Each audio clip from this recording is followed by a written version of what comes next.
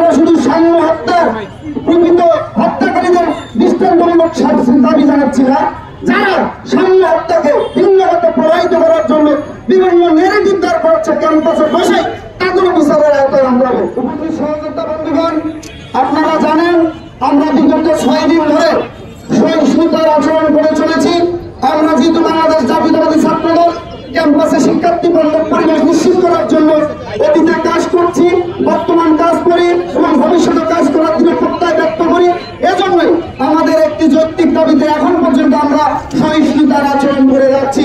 বিগত 6 দিন হয়ে গেল, এখন পর্যন্ত সাম্য হত্যাকারীদের প্রকৃত হত্যাকারীদের দৃশ্যমান কোন বিচারের ব্যবস্থা করা হয়নি, এমনকি তাদের শনাক্ত করা হয়নি।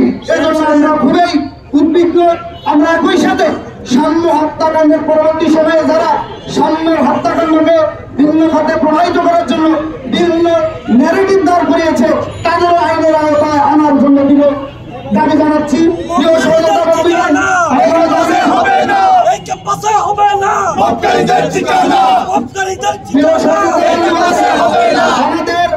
আমাদের সহযোগিতার সময় হত্যাকাণ্ডের শিকার হয়েছে 5 আগস্ট পরবর্তী সময়ে, 5 আগস্ট পূর্ববর্তী সময়ে, জুলাই আগস্টের যে গণঅভ্যুত্থান, সে সম্মুখসারী সহযোগিতা, সেই সামনে ঢাকা বিশ্ববিদ্যালয়ের মতো নিরাপত্তা বলার মতো ক্যাম্পাসে শহীদ হয়েছে, হত্যানোর চেষ্টা করছে এবং ভিসি প্রক্টরের পক্ষেই তা যাচ্ছে বলে আমরা সোশ্যাল মিডিয়া এবং মেইনস্ট্রিম মিডিয়া দেখতে পাচ্ছি।